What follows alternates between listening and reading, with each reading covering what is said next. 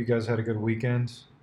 It's Monday here in Thailand again, and today we are looking at another artist called Tooth Woo. So, welcome to another episode of Design Theater.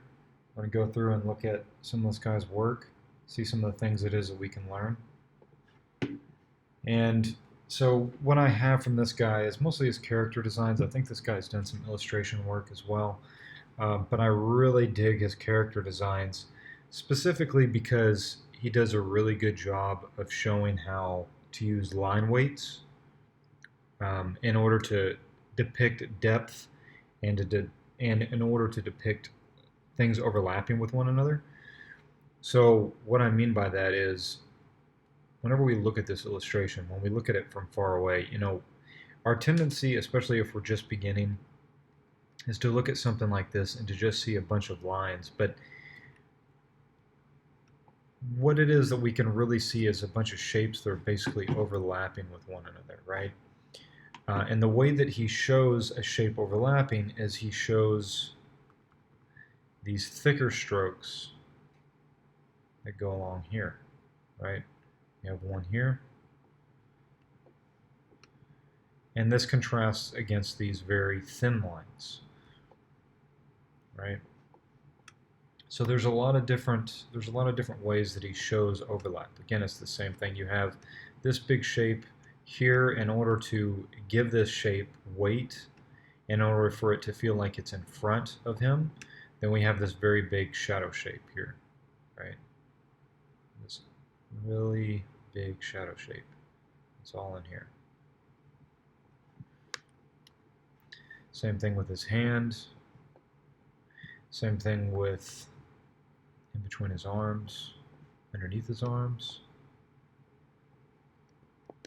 And you can tell whenever we'll look at some other stuff of his when he doesn't have the line weights in, and you'll see it makes a huge difference in how readable it is. Like the reason why he's able to create all this detail, but at the same time it's very readable, is because he's using these line weights. And so it doesn't just feel like a bunch of lines randomly strewn all over the place, right? That's what's really impressive about this guy's work is that there's so much detail, but at the same time it's organized, right? Because design is organizing this detail and grouping things together. So you could say that he shapes these shapes down here, or he groups these shapes down here with this black shadow shape, right? And the same thing here. He's showing depth. He's showing some perspective by throwing those into shadow.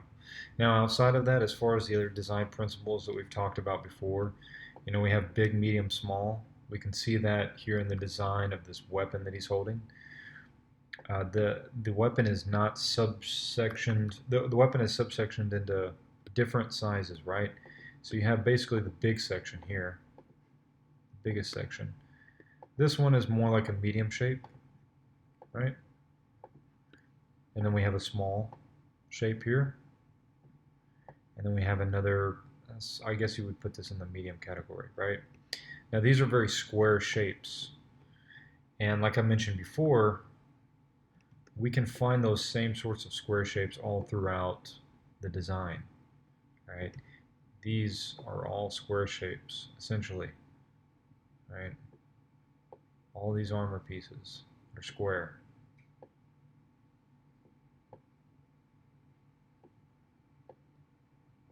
He's just taking them and he's twisting them and turning them in different ways, okay? Because you essentially have circles, squares, and triangles. And then you can take those individual shapes and you can turn them and you can twist them and you can make them into what it is that you want them to be. And it makes sense to help organize the information that you're trying to communicate about a character. You want to pick a shape and then allow that shape to communicate the essence of what that character is. So this guy has a very bulky design, and so it's very square, it's very rectangular, and the armor it is that he has. And we can tell just by the repeating shapes what that is, right? Because you see this square here. It's like some sort of looks like a Bible or something that's stuck to his chest, right? And then, of course, he's contrasting that with circular shapes. You got a circle shape here, here, You could say these chains that are going throughout the design, they're circular. You could say there's circles here, here. On the actual etching of this weapon that he has, which looks like a pyramid uh, hieroglyphs or something, you can see circles all over them, right? So design is really about understanding how to organize all of this information. So this is one of his drawings with, let's actually go to, okay, so we have the line drawn here, and we could say that there are certain sections of this that are organized into certain different patterns, right? So you could say this is a triangle-shaped character design, and he puts a lot of triangle shapes over here on this side, right here. He patterns them, right? He has this kind of scale pattern here. You can see that same pattern here.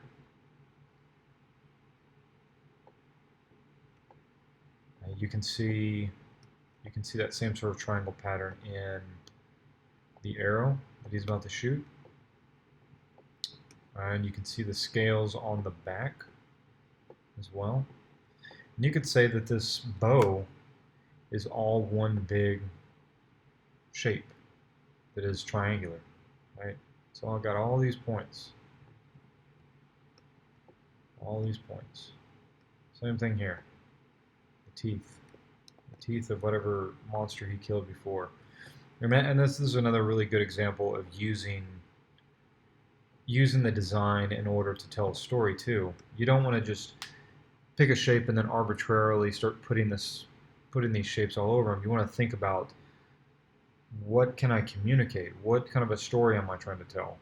And then what shapes help me tell that story the best, right? So this guy is clearly a hunter, and so you could see that possibly his thought process is thinking about what a hunter would be decorated with, and then he's going to go and find that reference. And one of those references would be bones from a monster or something that he killed, right? We can also see it in the decorative designs, these kind of swirling designs that look like some sort of etching. And notice that he puts patterns in certain areas, right? So he's got a pattern back here. He's got a pattern on the arm with the tattoo, which is a little less noticeable, which is worth noting. He's got another pattern on the belt, right? Same sort of thing.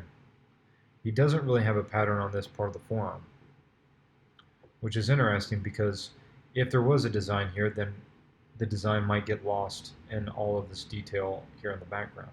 So we have that same thing that I was talking about before, where you have the contrast between shapes that are a little bit more open, like this arm shape, or like the stomach shape, or even his eye, and then the detail of the surrounding shapes, right? Like that eye is a good example of that. And again, we can see how it is that he uses these weights in order to, these line weights in order to give a sense of depth. And when he does that, it actually takes him less lines to communicate something, you know. So we clearly see that this is a triangle-based design, but then there's circles thrown in here, right? You see circles everywhere. You see them in the weapons back here as well. So yeah, really cool design. So then we look at the flat layers that he puts in. So he's done his line art, and now he's coming back in with some flats. And he's basically breaking them down into a few values. He's got the only thing that is black in these drawings are those shadow shapes that he put in whenever he was doing his line work. But everything else falls into a different value range, and they're not as different as you would think, right? So if we take this and let's actually just pull the values out of this. This is another really good exercise. So you can take these things, you can sample them, and we can pretty much build like a guide of what each area looks like. I feel like that's in between there.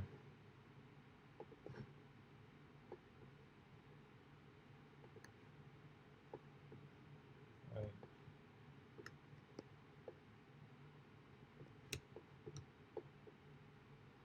Okay, so those values, they really don't, if I look over here on the bottom right, they really don't go that far. They don't even go really to the midpoint. So he keeps the value range pretty light. So let's take a look and see what he looks like in color. Or I guess, okay, this is a better flat version. But you can tell that he's got some dimension to the flats. They're not just one value range, right?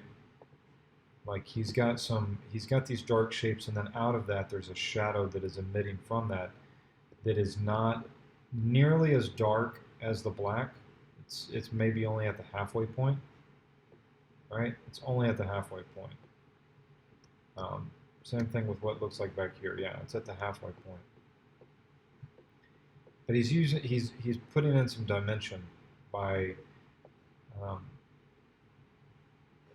making these all a different value. So he probably has these all in different layers, and they're all a slightly different value. Let's see if we can find the, just real quick. Okay, I guess I don't have the colored version of that one.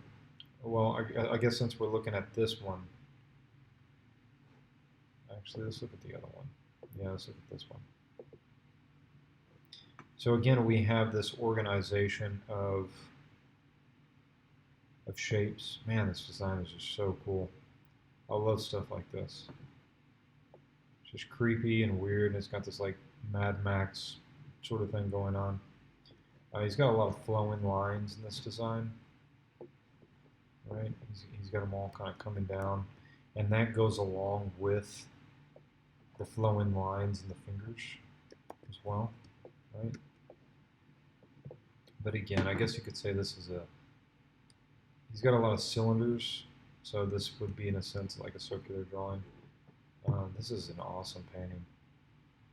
I know I'm getting off of what I was just talking about, but man, it's an awesome painting. I really dig that. I think what he's doing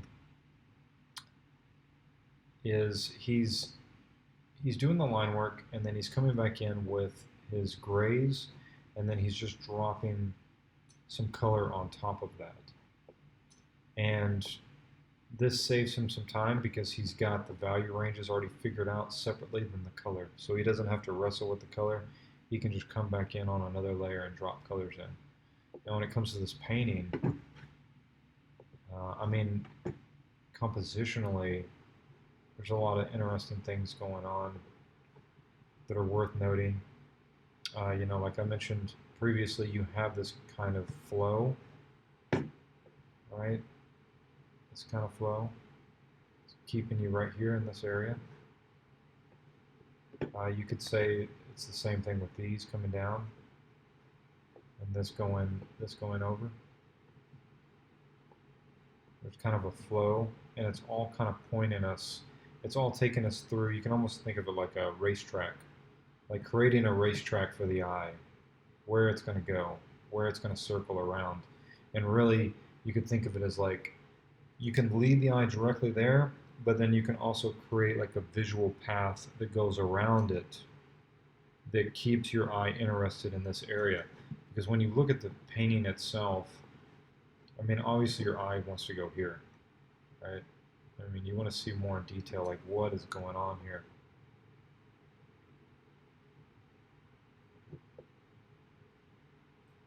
And he's just got great lighting. Really impressive piece. He spent a ton of time on the armor. Yeah, this guy's got beautiful work. Beautiful work.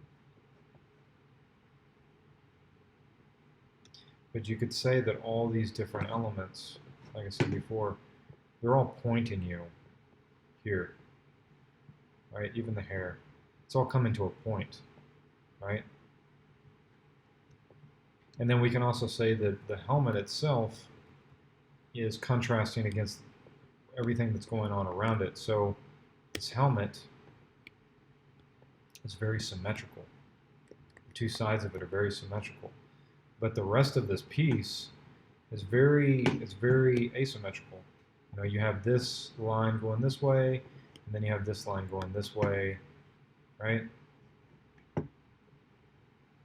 And so these are very diagonal lines. So are these arms, they're very diagonal.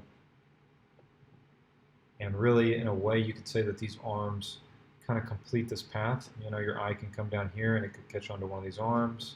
Then it hits this arm, this one, and then this one is kind of pointing you back this way. And then you're going back up here. And so it's keeping you in this loop. So that's something to watch out for whenever you're looking at illustrations, because there's always converging lines that are subtly pointing you in different directions, right? Because if I take this away, it's not that obvious that he's doing that. But I mean, you can even see the completed line here in this chain, and in these lines that are connecting here. So I mean, you could say this line that's going underneath, it's going right here, and you could say this is taking you that way, right? It's a converging line. Or even this could just be a converging line going like this, right? So there's lots of subtle ways in which it is that you can design the composition.